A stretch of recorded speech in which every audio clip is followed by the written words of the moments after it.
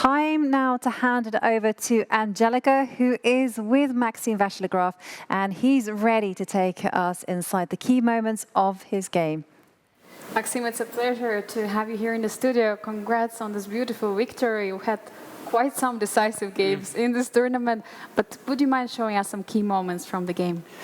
Yeah, I mean, this is absolutely a key moment, and I think it was all in my preparation. And I remember there's some exchange sacrifice, maybe immediately here, but... If you could stand for it, yeah. Yes, but from what I remember, like, you had to provoke some g3 and then rook takes f3. But I don't know, because like a move like rook e8, I thought he's losing because of queen c5. So I'm not sure. Maybe it's rook takes f3, I can't remember. But anyway, after bishop h3, so here I calculated a bit, because gh, queen h3, rook h1, queen d7, and then g4 is happening. Like queen c6 would be a mistake, take, and g4 only move, but it's enough. But fortunately, queen c6 seemed to me simply winning. So the point is, if king b8, queen a6, so this is easy. If you take knight takes, rook b6, then just take and piece up. So in the end, I thought rook f3, gf was the best option.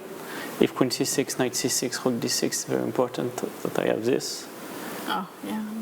And this endgame, well, I was considering, of course, bishop d7, but I thought, yeah, rook g7, king d8, and exactly before, and this is, this pawn on a6 will be an issue.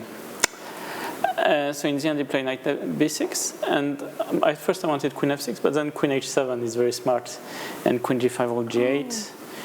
I can actually force a perpetual like this, but you want more. Yes. But anyway, I used this trick setup to find knight takes b5, and then pointed after knight f5. And then I probably made it difficult for myself. Probably b3 was very inaccurate, actually. Yeah. And then it became very tricky. Maybe at some point it's a draw. Like, I was not sure around here, but it says it's winning.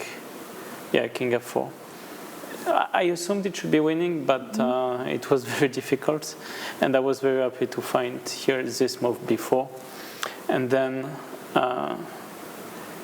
yeah, already here with this knight on c5, and the fact that the king cannot come, like is cut on the 8th rank. I knew it's a technical win. Very beautiful game. Thank you for showing us. Maxime, how was it for you coming into this game? Because just yesterday, Yagiz won against Levon Ronan in a beautiful fashion. Playing against such a youngster, does it change the way you prepare?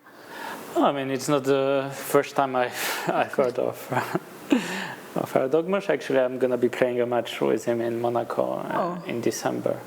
And that's going to be fun. So, like, he's a huge talent, obviously, and I would say like more than a talent, a reasonably seasoned top player in the making, and he's been showing great games, great composure also in time trouble, because he spends a lot of time in his games, but here is, for a while he was finding the moves, but I guess it's simply too difficult to just give up the exchange here. Yeah, it's too tough, definitely. Yes. But the computer knows it all, yeah.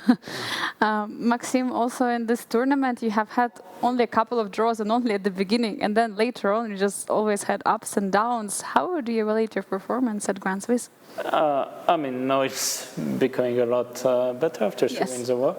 But the point was, I was fighting for the top 2 spots, so that meant taking a lot of risks.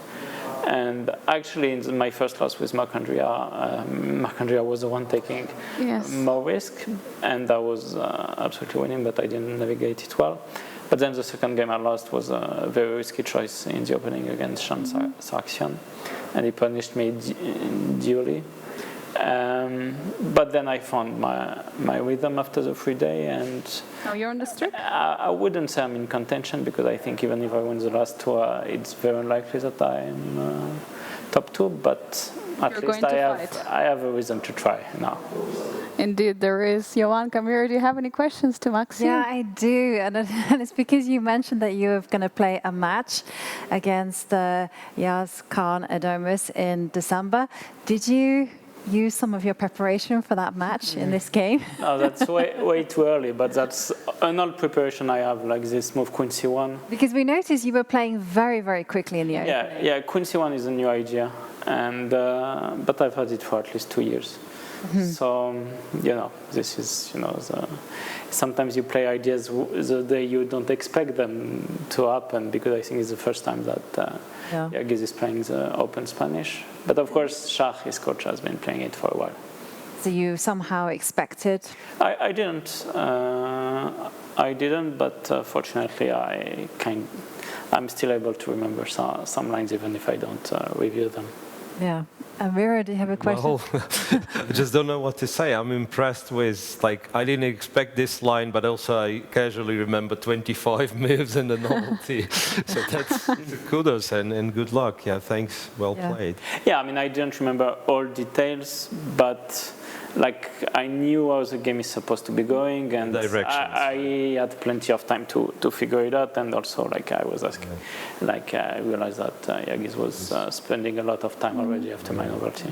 Because when I've seen knight takes e4, I thought 2+2, Shah is the coach. Yeah, it will be, so that's why. Yeah, I was like, maybe I should have checked it just in case. But anyway, Shah barely plays d takes e3. Right. Mostly plays d3. That's another story.